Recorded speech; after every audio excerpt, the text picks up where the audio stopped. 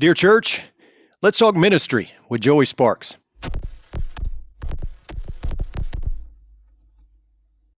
Hello and welcome to the Dear Church podcast. I'm your host, Chris McCurley. I'm excited to have Joey Sparks with us today. Joey, man, thank you so much for coming on the program.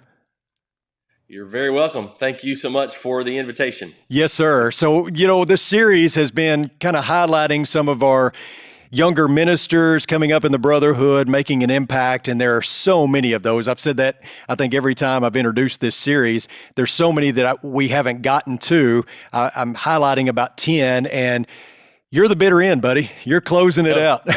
Okay. No pressure there, but we're so glad. I am the bitter end. That's right. So I'm so glad that you're here. Tell Joey, before we jump in, I've got several questions I want to ask you about your ministry and kind of what you do there on a daily basis. But tell us a little bit about yourself, where you're at, where you're ministering, your family, all those pertinent things that you think we need to know. Okay. Well, I'm grateful to be with you again today. Thank you for that invitation, and I feel thankful every day to be able to work in the ministry. I think that if I was any other job or profession, I would still love to teach and want to teach and do a lot of the things that I do, but I'm thankful to be able to do it as a career, and I'm blessed and humbled. I grew up in Walker County, Alabama, small-ish kind of county, coal mining county, and we make a triangle between Birmingham and Tuscaloosa, about an hour from each of those. And outside of 4 years that I spent in the great metropolis of Henderson, Tennessee, I've been in Walker County my whole life. So while we were in college, a local church called and we set up something where I worked with their young people, and that turned into a full-time thing. And then I was there 11 years and then began to preach 6 years ago at the Parish Church of Christ here in the county, and been there for 6 years. So things are great, and I love preaching every week, and I love the people there. They're phenomenal people.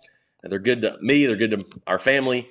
And we love being at home, and that's been a unique setup for a minister to be able to raise our kids with grandparents and great-grandparents. And so we're really grateful for that. Sure. And continue to want to be a blessing to these good people here in our home area. I know you are. This has absolutely nothing to do with what we're going to discuss, but I have noticed I grew up about an hour and 20 minutes from Memphis, Tennessee, in Arkansas. My daughter went to Freed, my oldest, and married a guy from Freed that was from Tennessee. I've noticed, and maybe Alabamans do this as well. Is that how you say it? Alabamans or Alabamans? I think that's correct. Yeah. I think that's right. Anyway, I noticed they talk about, when you ask them where they're from, they say the county.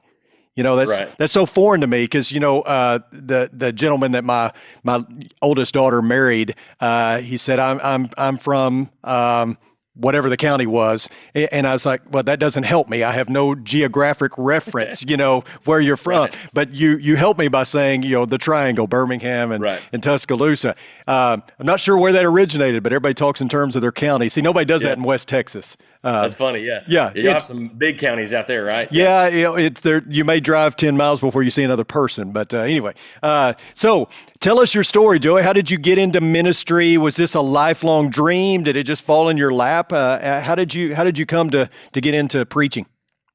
I remember the moment when it all kind of clicked and I kind of got the bug would have been once I got to college at Freed-Hardeman. Yeah. But I also had made some decisions that probably put me on that path without realizing it had put me on that path. Mm-hmm. I went in as a Bible major and as a history major and had probably planned to teach high school or maybe go teach college history, something like that. And, not long after taking Greek with Dr. Fladd and other classes like that, it really kind of clicked that man, the Bible is just this endless reservoir of direction and helping people and loving the Lord more. And so that's when the bug really started to hit. But I had so much influence and encouragement from local preachers growing up, from deacons and elders, all that growing up. So it was a natural fit, but it really clicked in college. Yeah. So you didn't necessarily go in thinking I'm going to preach full time. You just thought I'll be a Bible major, maybe teach history or something like that. Yeah. Okay. Yeah. So what has been the biggest challenge so far? Have you, that you faced? I know COVID has probably been a huge challenge, but what are some of the biggest challenges you faced in ministry? Well, I feel like the biggest challenges are and this is not intended to be false humility or anything, but they're all almost always self-inflicted. Yeah. They're stuff that we neglect or stuff that we do that was the wrong thing. But, I feel like most guys get into ministry for one of the two big pillars. Either you love the Bible, you love to teach, Yeah. and that's me. Or you love people and you want to be with people and you want to serve people. And so my struggles have come from that column more than the teaching part. I'd love to teach, I love to study, I love to learn, but to get in there and just be with people and love people when it's hard, to be able to work through difficult times, that's been the challenges. But I also get that those two pillars working together are what make ministry so special. Sure. And so I don't necessarily regret anything on that end, but that's been the challenge. So are you naturally kind of introverted? Oh yeah. Yeah. So that makes it difficult. You're kind of like me. I've said this before, and I don't mean this to be cruel either, but I think I'm naturally an extrovert, but after you've preached all day and done the work of the church all day on a Sunday, you become way more introverted. Right. You're just spent and having to be on, I guess you could say, and because I love people, but after a while, you just want to go home and shut yourself in a room and be by yourself. Right. So I get that. Has there been I'm an only child, so that probably me too. That's it. Influences it. Yeah. High five on that. There you go. So has there been a moment that you've questioned this, that maybe you thought, well, perhaps this wasn't the best career move for me, or have you just kind of, faced the challenges and moved forward and never really looked back? Now, I don't ever recall thinking that, but there is that old preacher's joke. I don't know who originated it, but have you thought about quitting? Ever think about quitting? Since this morning? But no, I've always thought, that what I'm doing, I would still be doing if I wasn't getting paid to do it. Sure. Maybe just less of it. Right. And so for me, that's always given me the kind of the comfort and the courage to just keep going forward, because I'm trying to do the right thing anyway and do these things anyway. So even if career path changes, a lot of the things I'm doing, I think would still be in alignment with that. So yeah, that's a really good point, because I was trying to kind of push my son towards ministry, and we're from, my wife and I are both from a little town in Northeast Arkansas, and so when we go home for the holidays or anything, it's a 10-hour drive. And there were many times where my son and I would ride together and the girls would be ahead of us, and we would talk. And I can remember vividly, it's probably been 5 or 6 years ago, asking him, so have you thought about what you want to do? And, at the time he hadn't really decided on a major or anything like that. And I said, well, do you think you'd want to preach? And he said, oh, I got to preach. And I thought, okay, so as a career? He goes, no, probably not as a career, but I've got to do it. And that's really what you're saying is no matter what, I'd be doing this. Yeah. And I think that's a great testament to who you are. And I think what all of us should be thinking about is, we're always preaching. Whether we're doing it for a career, we should always be having the gospel in the forefront of our minds and on our lips to preach it. So I think that's awesome that you say it that way, because I think that's something that is sorely needed, is all of us realizing we're evangelists, whether we're getting paid to do it or not, right? Right. Yeah. So let me ask you this. What's the most valuable thing that you've learned so far in ministry? I think it's to stop complicating things. Just we hear all this theory or new stuff, and that can muddy the water. Yeah. And I think the things that I regret the most that I've said from the pulpit, or lessons that I've done, those kind of regrets, I've probably leaned too much on other people. Yeah. When I've stayed in the text, when I started in the text, stay in the text, go back to the text, that's when the fruit is really born. And I think the same is true for people. If you'll just start with the people, keep going back to the people, just keep going. It doesn't matter as much what you do and if you're a perfect people person, but just get out there and keep getting out there and keep being there. And that goes a long way. And I think, can overthink and overanalyze to the degree that we kind of miss and lose the foundation for everything. So that's an interesting point. This is my second career. I was a high school coach, and going through college, we had to take all these different classes, like methods of coaching basketball or whatever, and it was very helpful. But so much of it you learned on the job. It's not that you took everything and threw it in the trash, but so much of it was theoretical. The practicality of it you learned on the job. Now, I didn't go to a preaching school or anything, so would you say the same thing? I mean, certainly there was value in what you learned at Freed as far as preaching and ministry, but so much of it was on the job, it sounds like is what you're saying. Yeah, well, I would probably say, I would probably think about it this way, that a lot of the theory and a lot of the things that are valuable, they all come back to some truths that are foundational, obviously. Gotcha. And so when you can find the alignment between those and the starting points, the foundation, then that's when it becomes really helpful. Yeah. And so that doesn't dismiss the deeper things or the theoretical things. And I'm analytical by my mind. That's the way I think. Yeah. So I love that. I love that thinking. But to pull that into how I carry about my schedule or carry about my day or carry about my sermon planning or whatever, I find that can complicate things. Yeah. So I think it's just finding its appropriate place and letting truth be the thing that never changes. And it can toss some of those theories aside, or it can validate some of those things because it's been here from the beginning. Yeah, but don't make it too hard. I like that. Right. Yeah. So, Joey, one of the most difficult things as a minister is coming up with sermon material week in and week out. And I've said this before in our discussions in this series, is how difficult it was for me. I became a Christian in 97, got into ministry in 2000, knew almost nothing, became a preacher shortly after that. And after 2 months, I'd gotten everything I knew from the text, and I didn't know what I was going to do after that. I felt like I'd preached everything I knew. How do you come up with sermon material week in and week out? Is there a method to that? A strategy that you follow? Where does your inspiration come from besides, of course, the text? Well, initially I started out on this kind of a path of doing series, kind of, and I would treat a series like a topical sermon. Okay.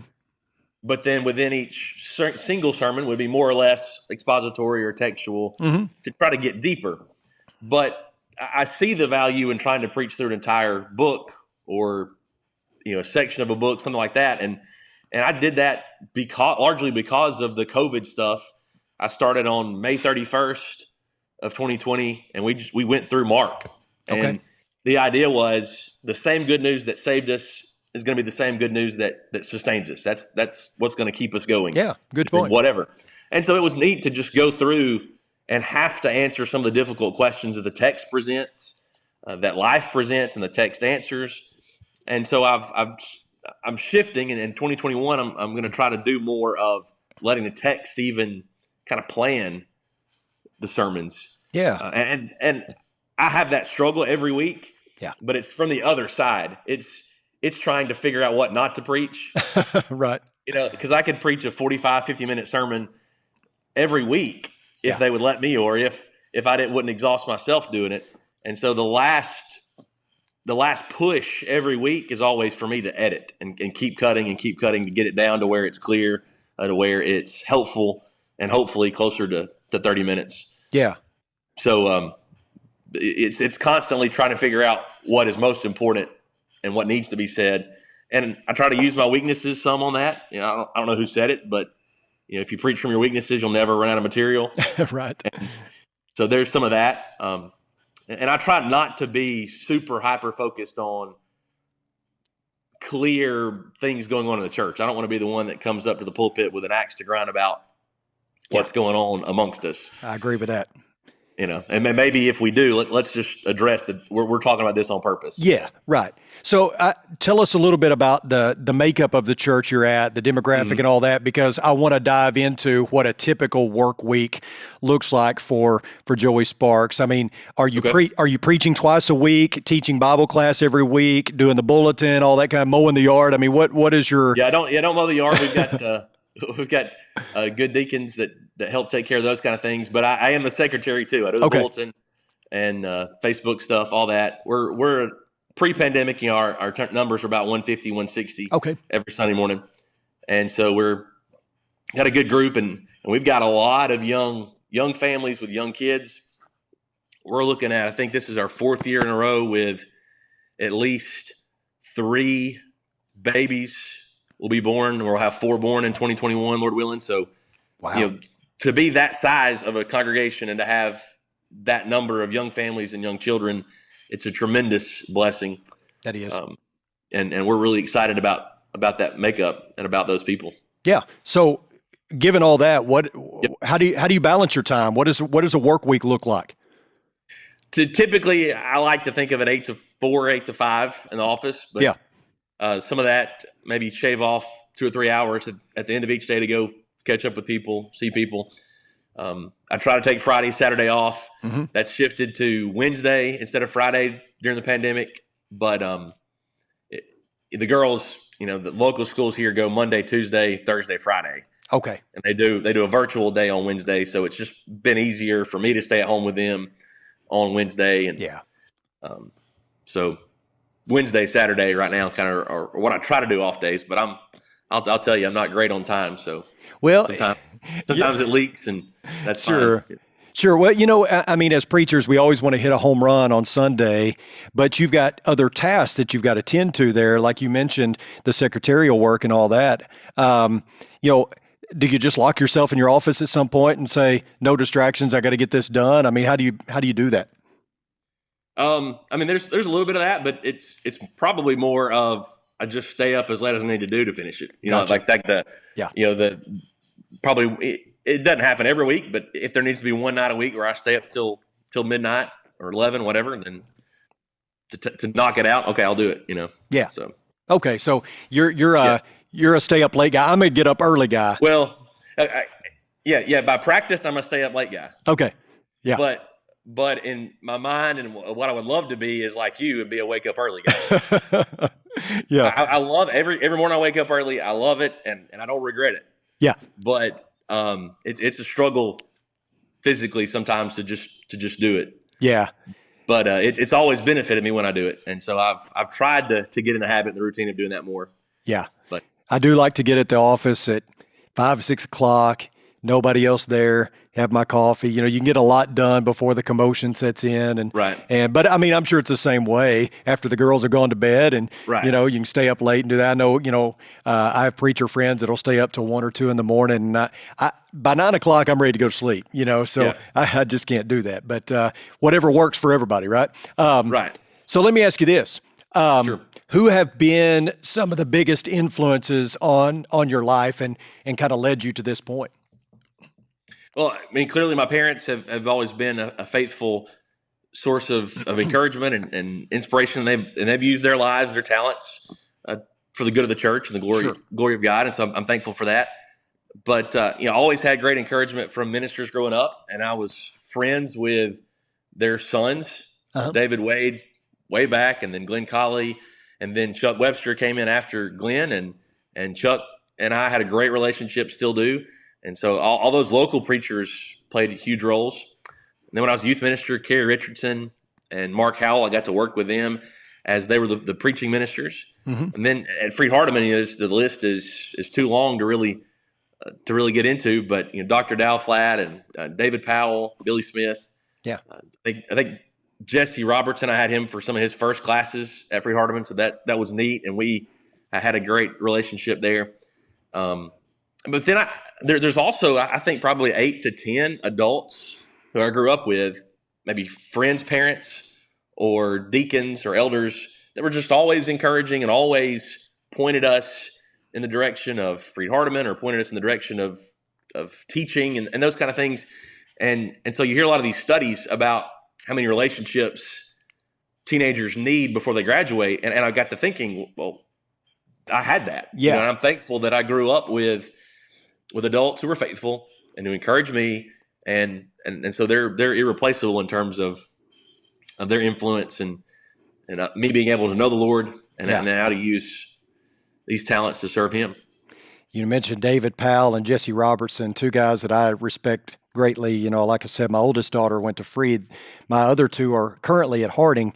Right. And they had last year, I guess it was year before, an opportunity to go and sit in a class on homecoming and all that. And so I went to my son's Bible class, which was taught by Jesse Robertson. That was Great. that was my first contact with him. What a great guy! Yeah. And Yeah. my daughter goes to the church where he goes simply because he teaches the Bible class often, Yep. and she Yep. loves his Bible class. So great influences for sure. Yep. We have all been shaped by somebody, and I think I know at least when I was younger as a minister, especially starting out, you look to certain people, you read everything you can get your hands on about them, or listen to their sermons or whatever to draw inspiration. How can my generation and the one above me, how can we help you guys succeed? What can we do to help you in passing that baton? I think, I mean, in one way, it's a big picture answer for all of us. Sure. And I think we would all do well to start with the golden rule. Mm-hmm. Whatever we think we want or need, then that's what we need to be reflecting. And so to listen and to trust. I was talking about some of these generational differences with a minister friend whose kind of specialty is these things, like he's in higher education. And Sure. he said what happens is a lot of the generations will turn toward each other and try to work through differences or whatever. And then at the first sign of conflict, they'll use everything they learned against them. And that's, when we work with marriages or what other family strife, you see that happening. Right? Sure. Absolutely. And so I think there's so much that if we will just exercise these healthy relational habits and that we'll listen, that we'll be patient, then we can all move forward, in whatever direction that is, as long as we keep turning toward each other instead of away from each other, and turn toward the Lord and searching for whatever, for truth first, and then whatever needs to happen after that. So absolutely. I think it's again, it's so simple, and yet it's hard. So that's when it challenges us to actually do it. Yeah, I think there's so many lessons you can learn from the guys that went before us, and I know I have, and but I also think that it's a fine line there, because one generation wants to help the next one, and sometimes they can come off as too critical, or maybe not critical enough, Yeah. and so there's a balance there that, we want to help you succeed. And, the younger generation may, they want critique and things like that. And I know, like with me, I don't feel like I'm in any position to critique anybody on their preaching, but that is a difficult line to walk, because there's a balance there. And I've said this before, though. I go and I preach at different places, and one thing that I've noticed is it's not doom and gloom.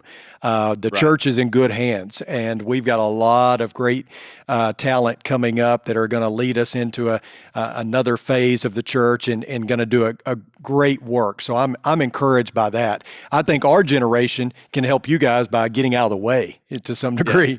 Maybe so. Yeah. So every generation kind of puts their stamp on things. What do you see going forward in the church that needs to be changed or held on to, or adapted, adjusted, tweaked, whatever? What do you think needs to happen in order for us to stay relevant?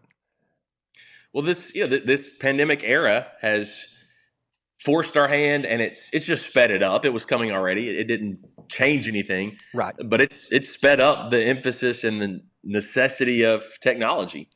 Yeah. I mean, can you imagine after the airplane was invented and mass transit by airplane, passenger airlines began to explode, and that took off. Can you imagine the church just sitting back and saying, "Oh, I'm not sure yet if we should fly to other places to teach the gospel." Yeah. The spirit of Paul, the spirit of Jesus himself would be that as soon as those methods are available, we need to be using them to spread the gospel. And so technology is no different. And we need to continue to use them to be efficient and use them to reach more people without sacrificing the truth and sacrificing the things that don't change. And, the world is learning that putting hope in everything else isn't going to work. I agree. And we need to be sure that in these arenas where they have means to see, hey, I can find the truth, and I can find where hope is. Yeah. That brings me to something else. What have you done personally during COVID? Have y'all, as a church family, have y'all shut down at any point? Are y'all currently shut down? Are you online only or in person? And what have you done to adapt and adjust during the pandemic? Well, we went to, I guess it was 8 weeks Yeah. without meeting at all, just online only, and we respected and kind of followed our Alabama state guidelines on that. And we've been back ever since, and we've had as low as in the 50s and had as high as in 107, 110 range. Yeah. And so I think our commitment now is to just keep meeting, but we're safe, and it's just one service per week, just Sunday morning right now. But we're trying to slowly expand and to lead people into to growing more. We've added a little bit of a time on the front end for our kids, and then yesterday for our teenagers, and a couple of classes. So we're trying to do that slowly, but our area is getting hit hard too, just like Yeah. a lot of areas are. And I know there's a lot of scared people. We understand that. Yeah. We're held back technologically in terms of streaming live, but we post all of our services online and get those out there. Yeah. But Good. I think it's reminded us just to get out and see people and check in on people and use the same I've tried to say the same technology that allows us to worship from home and study from home also allows us to check in on each other, Yeah. to love people, to call people, to text people. So just let it bring us together in those methods, and instead of just kind of isolating ourselves completely. Yeah. Yeah. We've said we don't want to practice social distancing. We want to practice physical distancing, but socially we want to stay connected. And the technology, like you said, allows us to continue to do that. Joey, tell our viewers and or listeners how they can keep up with you. Facebook, social media, what's the church website if there is one? I mean, how can people stay in touch with you? Yeah, I am on Facebook, and our church presence is there, Parish Church of Christ, Parish, Alabama. And I'm not on Twitter anymore. I was, and I spent way too much time on Twitter. Yeah, me too. And so that and I don't trust Twitter either. Nope. I'm not sure I trust Facebook, but I'm still there. But so Twitter is gone, but I'm on Facebook. You can find me there. And yeah, I'd love to hear from anybody. And you mentioned influences, and I've clearly been influenced in this latter couple of years of my life by Jeff and Dale Jenkins so much. Dale tells me to put Jeff's name first in everything that we do, but I help them some with their Jenkins Institute materials and all of that. And so I appreciate them, but I would encourage people to go check out their work, and I know they'll benefit from that if they have not already. Yes. And there's a book there that I was able to kind of help out with called The Pocket Guide for Preachers. Uh-huh. It's a translation of 1 Timothy so that it's public domain, no copyright, and you can carry it around in your pocket just like your phone so that you're always able to access the scriptures anywhere you are. And I worked on that with a good friend and a young man from our congregation who's at Freed Hardeman about to graduate. And so I'd love for people to check that out too, just benefit from that and pass that along to other people, other ministers they might know. That's a great tool. Yeah. Yeah.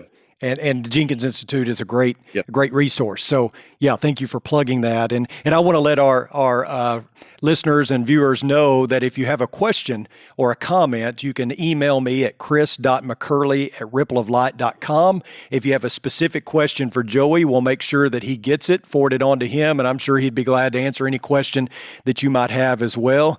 Joey, man, thank you so much for joining us today. I can't thank you enough. Great work that you're doing in Alabama, and just keep doing what you're doing, man. Thank you so much. I appreciate it. I appreciate the invitation, and thank you for all the good that you do. Absolutely, man. We appreciate you, and share the news about our podcast. We're on iTunes, Spotify, YouTube, Facebook, those platforms. Let people know. Keep tuning in. Thank you so much. Until the next time, may the Lord bless you and keep you. Sincerely, Chris.